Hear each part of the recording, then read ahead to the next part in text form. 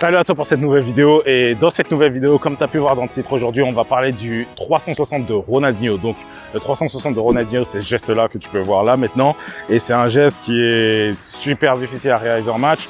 En vrai, ça sera vraiment rare que tu puisses le faire en match, mais si tu te retrouves un jour dans une situation où tu veux le faire et que tu veux toi aussi le réaliser, ben je te vois après l'intro.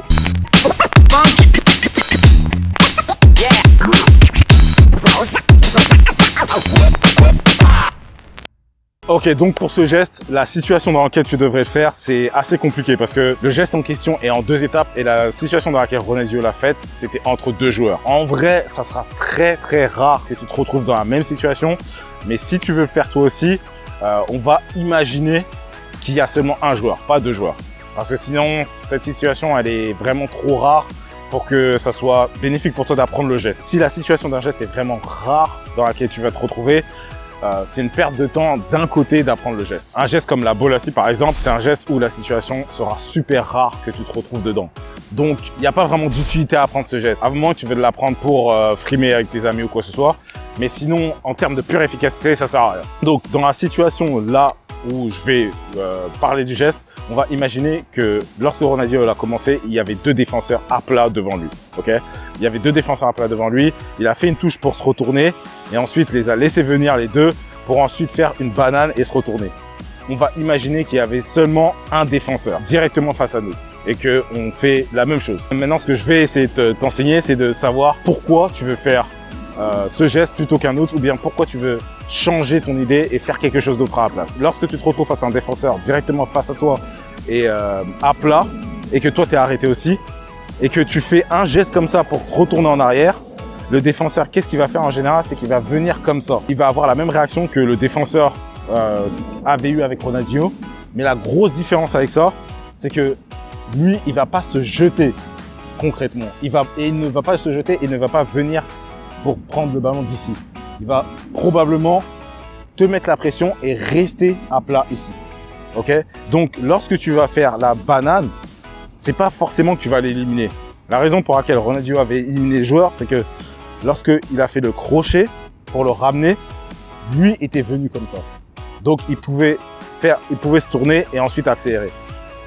La grosse différence avec toi, si par exemple tu te retrouves dans une situation où il y a un défenseur qui presse et il est tout seul, c'est que lorsque tu fais ça, le défenseur va venir mais il ne va pas se jeter de ce côté-là. Il va rester là parce qu'il est tout seul. Donc si tu fais ça, probablement il va te prendre le ballon. Ça c'est probable. Donc ce que je peux te donner comme conseil, c'est que si par exemple il rentre dans ta zone de danger, tu peux l'inviter à venir ici. Si tu vois qu'il vient de ce côté-là et qu'il essaie de te presser pour prendre le ballon, là tu peux faire quelque chose comme ça et partir. Dans une situation comme ça, personnellement je ferais quelque chose d'autre. Par exemple, tu peux faire ça et ensuite le tourner comme ça avec des touches intérieures.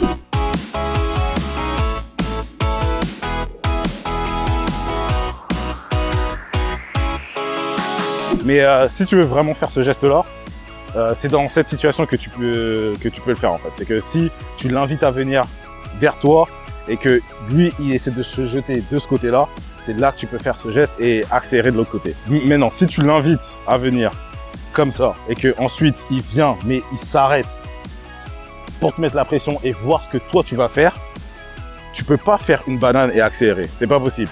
Parce qu'il va te prendre le ballon. Ça c'est pas possible. Donc, qu'est-ce que tu veux faire dans une situation pareille? Là, déjà, tu t'es mis beaucoup plus dans une situation délicate que lorsque tu étais au début, parce que lorsque tu es face à un défenseur, tu as beaucoup plus de pouvoir que lorsque tu es dos à un défenseur. Donc, lorsque tu fais ça, s'il vient et te met la pression et il reste ici, ça sera beaucoup plus difficile pour toi de faire quelque chose d'autre. Donc, dans une situation comme ça, qu'est-ce que tu peux faire? C'est beaucoup de gestes techniques que je t'ai montré dos au but, comme par exemple le geste technique que Neymar il fait, il aime bien faire dos au but où il protège son ballon, râteau, ensuite crochet intérieur et t'accélères.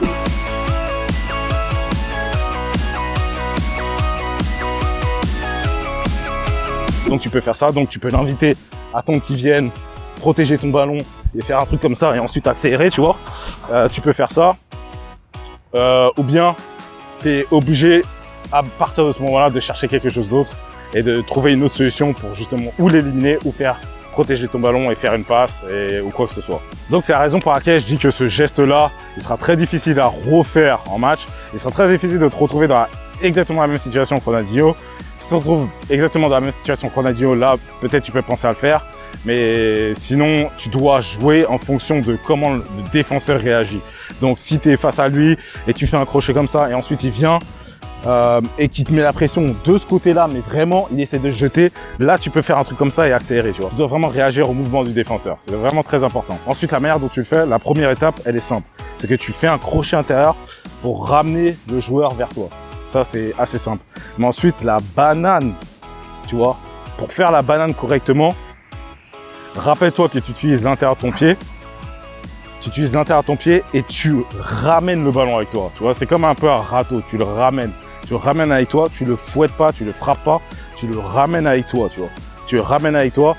Et c'est très important que tu fasses attention à la position de ton pied d'appui. Ça veut dire que quand tu ramènes le ballon comme ça, la position de ton pied d'appui, il doit être dans cette direction-là pour pouvoir te tourner et ensuite remettre le ballon dans une position où tu peux accélérer. Donc c'est ça, si toi tu as une question ou un commentaire ou quoi que ce soit sur ce geste-là, bien sur d'autres gestes que tu voudrais que je fasse sur la chaîne, ou bien tu as d'autres questions, ou bien il y a des choses que tu veux me demander, tu peux mettre ça en commentaire et si je les vois, ben, j'essaierai de répondre. Sinon, à part ça, moi je te remercie encore une fois d'avoir regardé cette vidéo et je te dis à la prochaine. Peace.